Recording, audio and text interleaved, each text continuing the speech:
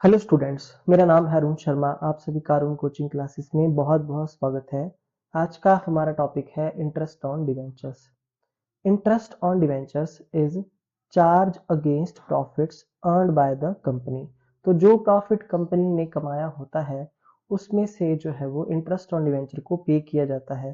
ठीक है, तो ये चार्ज अगेंस्ट प्रॉफिट होता है और इंटरेस्ट ऑन डिवेंचर कंपनी के लिए जो है एक्सपेंस होता है, इसलिए इसको प्रॉफिट एंड लॉस अकाउंट में हम डेबिट करते हैं। ठीक है, such an interest is calculated on the face value at a fixed rate.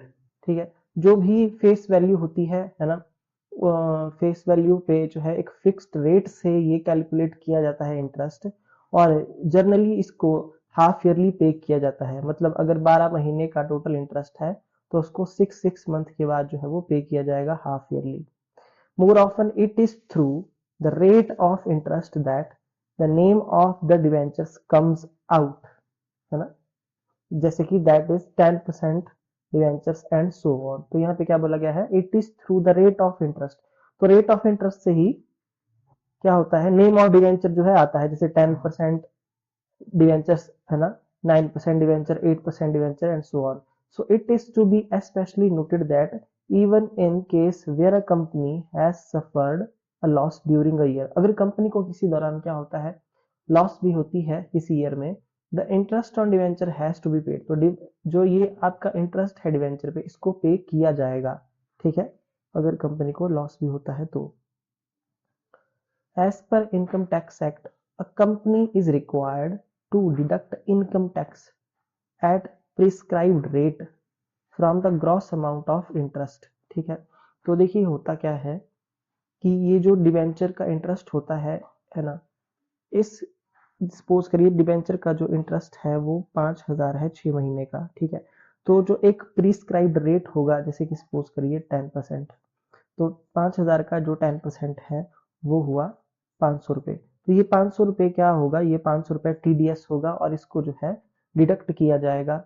Okay, तो यहाँ पे आगे क्या लिखा गया है देखिए, the tax deducted at source has to be deposited with income tax authorities. और ये जो टीडीएस होता है इसको कहाँ पे, इसको जो है इनकम टैक्स अथॉरिटी को जो है वो डिपॉजिट करवाया जाता है। ओके, और तो इस ये जो लाइन यहाँ पे लिखी गई है इसको प्रैक्टिकली हम करके यहाँ पे बताएंगे आपको, है ना। एक बार मैं फिर रीड कर देता हूँ यहाँ पे कि कंपनी इज रिक्वायर्ड, तो ये मतलब जरूरी है कि to deduct income tax at the prescribed rate, है ना, from the gross amount of interest being paid to debentures holder. जो भी डिवेंचर होल्डर को पे किया जाना है जो इंटरेस्ट, उसके ग्रॉस अमाउंट को हम मल्टीप्लाई करेंगे प्रिस्क्राइब्ड रेट से, है ना। ओके, उस ठीक है, उससे हमारा जो है वो क्या आएगा, टैक्स आएगा। और उसको कहाँ डिपॉजिट करवाया जाएगा, इनकम टैक्स अथॉरिटीज को। तो ये पूरा का पूरा जो है प्रैक्टिकली यहाँ पे दिखाया गया है कैसे करना है। The balance in debenture interest account is transfer to statement of profit and loss account. देखिए जो भी हमारा डिवेंचर इंटरेस्ट अकाउंट का बैलेंस होता है ना, इंटरेस्ट ऑन डिवेंचर का, उसको ट्रांसफर किया जाता है statement of profit and loss account में। तो जनरल एंट्री स्टूडेंट यहाँ पे बताई गई है, following journal entries are passed for interest on debenture. First है, पहले जो है वो इंटरेस्ट ड्यू होगा, तो debenture interest account debit to debenture holder account being interest due to debenture holder. Okay, ये जो एंट्री है ये है विदाउट टीडीएस, जो यहाँ पे बात लिखी गई थी। ठीक है, टीडीएस, ये जो टीडीएस था, ये जो टैक्स काटा गया था। ठीक है, ओके। अच्छा, अगर अगर हम क्या करेंगे, when debenture interest is due and tax is deducted at source, यानी कि जो टीडीएस की बात हो रही है यहाँ पे, ये जो पॉइंट, ये जो लाइन लिखी गई थी as per the income tax, है ना, अथॉरिटी तक, ये यहाँ पे अब प्रैक्टिकली बात बोल रहा है क्या, देखिए। तो डिवेंचर इंटरेस्ट अकाउंट को डेबिट करेंगे, देखिए, है ना, और डिवेंचर होल्डर अकाउंट को भी करेंगे क्रेडिट। ओके, और टीडीएस भी यहाँ पे क्रेडिट हो जाएगा, टीडीएस पेबल। तो किस तरीके से प्रैक्टिकली जो है मैं आपको क्वेश्चन खुद करके दिखाऊंगा। ओके, तो ये जो पहली एंट्री थी ये विदाउट आपकी टीडीएस थी, और यही जो है पहली एंट्री जो है ये विद टीडीएस के साथ है, जिसमें टीडीएस पेबल क्या हो रहा है, क्रेडिट हो रहा है। ठीक है, being interest due and tax is deducted at source. Okay, तो ये पहली एंट्री क्या होगी, इंटरेस्ट को ड्यू किया जाएगा पहले तो डिवेंचर होल्डर को, है ना। या तो विदाउट टीडीएस या विद टीडीएस के साथ में, जो भी होगा। उसके बाद क्या होगा, payment of debenture interest to the debenture holder. अब जो है पेमेंट की जाएगी किसको, डिवेंचर होल्डर को, इंटरेस्ट की। तो डिवेंचर होल्डर को डेबिट करेंगे, debenture holder account debit to bank account being debenture interest paid. So I hope आपको जो है वो इतना समझ में आ गया होगा। Debenture holders account debit to bank account being debentures interest paid. उसके बाद नेक्स्ट है third entry, on payment of tax deduct at source to the government, TDS. TDS pay किया जाएगा गवर्नमेंट को। ये जो टैक्स हमने यहाँ पे काटा है, देखिए टीडीएस, अब इसको गवर्नमेंट को देंगे तो TDS payable account debit to bank account being tax deducted at source deposited, TDS को पे किया गया है। ओके, सो आई होप आपको यहाँ तक जो है वो समझ में आ गया होगा। उसके बाद नेक्स्ट क्या है, fourth entry, on transfer of debenture interest to statement of profit loss account at the end of the year.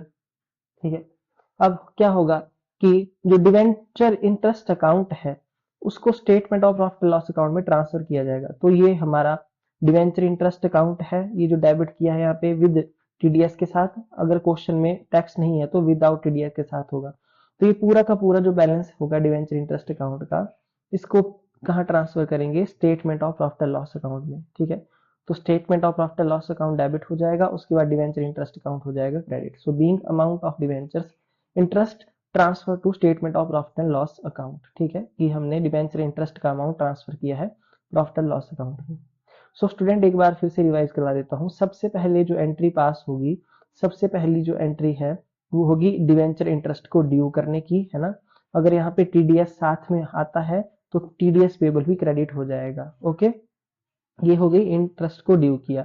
दूसरा, अब इस इंटरेस्ट को हमने डिवेंचर होल्डर को पे किया, तो debenture holder account debit to bank account. Okay, और अगर हमने टीडीएस की भी पेमेंट की है तो टीडीएस पेबल अकाउंट भी डेबिट हो जाएगा टू बैंक अकाउंट। आप चाहे तो कंबाइंड एंट्री भी जो है इन दोनों की पास कर सकते हैं। ठीक है, या तो अलग अलग करनी है तो अलग अलग पास कर दीजिए। ठीक है, वैसे अलग यहाँ बताई गई है तो आप अलग भी पास कर सकते हैं। ठीक है, पहले आपने डिवेंचर होल्डर को इंटरेस्ट पे करना है और उसके बाद जो है गवर्नमेंट को पे करना है टीडीएस। उसके बाद लास्ट में क्या होगा, जो डिवेंचर इंटरेस्ट अकाउंट का बैलेंस होगा या तो विद टीडीएस के साथ या विदाउट टीडीएस के साथ, जो भी है, ये जो डिवेंचर इंटरेस्ट डेबिट किया है इसको statement of profit and loss account में ट्रांसफर करेंगे। ओके, आई होप आपको इतना समझ में आ गया होगा। उसके बाद यहाँ बोला गया है when the date of payment of interest, जो जिस डेट को हमने इंटरेस्ट को पे किया और जो अकाउंटिंग डेट है वो अगर डिफरेंट है तो interest accrued but not due arise होगा।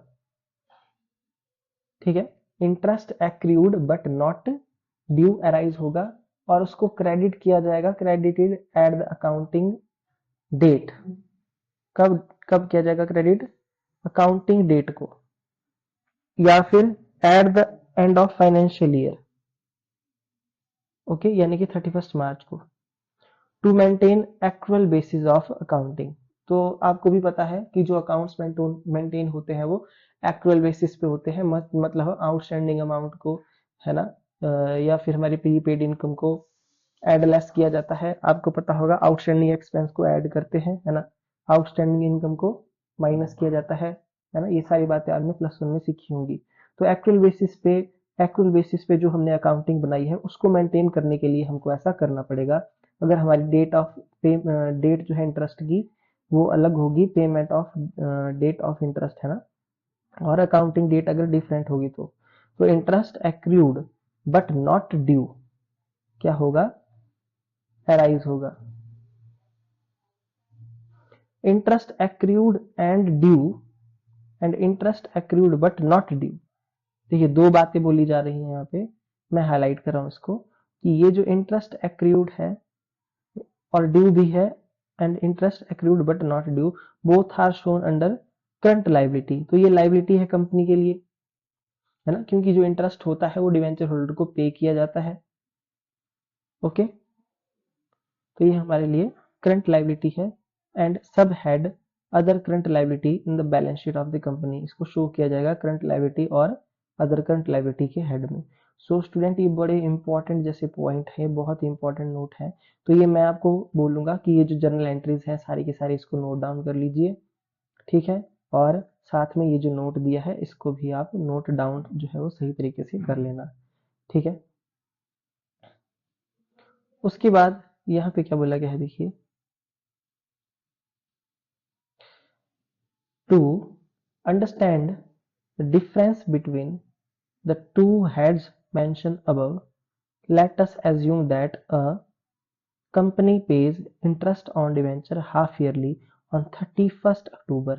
देखिए, तो 31st अक्टूबर को, है ना, और 30th अप्रैल को, इन 2 तारीखों को हाफ हाफ ईयरली जो है इंटरेस्ट पे किया जा रहा है, ठीक है। जबकि जो आपकी बैलेंस शीट है उसकी डेट है 31st मार्च की। 31st मार्च को हर साल जो है बैलेंस शीट बनाई जाती है। If the interest for the period ending 31st अक्टूबर 2017, इसकी बात हो रही है, हाँ? जो इंटरेस्ट बनता है 31st अक्टूबर 2017 को रिमेन्स अनपेड, मतलब वो पे नहीं किया, वो पे नहीं किया, तो उसको हम बोलेंगे इंटरेस्ट एक्रूड एंड ड्यू, मतलब वो इंटरेस्ट जो है एक्रूड है ना, उसको और ड्यू है, ठीक है। ये मतलब ये हमारा आउटस्टैंडिंग एक्सपेंस है ये, क्योंकि हमने 31 अक्टूबर 2017 को उसको पे नहीं किया। उसके बाद या फिर देखिए इसको आउटस्टैंडिंग इंटरेस्ट भी बोल सकते हैं, है ना। तो लैंग्वेज को थोड़ा सा जो है वो अलग जैसे ढंग से लिखा गया है, इंटरेस्ट एक्रूड बट ड्यू। जबकि आपकी while preparing balance sheet as at 31st March 2018, okay. देखिए ध्यान से इस बात को आप समझ लीजिए कि जो देखिए जो फाइनेंशियल ईयर चलता है स्टूडेंट, वो चलता है 1 अप्रैल 2017 से, है ना, 31/3/18 को, ठीक है। तो यहाँ पे इसने क्या बोला कि 31 अक्टूबर 2017 को जो इंटरेस्ट था, है ना, जो भी बनता था वो पे नहीं किया, तो वो हमारे लिए क्या है, एक्रूड इंटरेस्ट है, इंटरेस्ट एक्रूड एंड ड्यू है, मतलब आउटस्टैंडिंग इंटरेस्ट है, वो पे नहीं किया है, ठीक है। जबकि आपकी बैलेंस शीट कब बनाई जा रही है, बैलेंस शीट जो है 31 मार्च 2018 की है। इस बात को थोड़ा सा आप समझिए यहाँ पे, है ना। तो ये हमारा आउटस्टैंडिंग इंटरेस्ट अराइज हो जाएगा, ठीक है, क्योंकि भले ही ये जो है आपकी ये 31 मार्च को बनाई जा रही है, पर जो डेट आप देखेंगे यहाँ पे, जो पेमेंट की डेट थी वो तो 31 कब की थी, अक्टूबर की।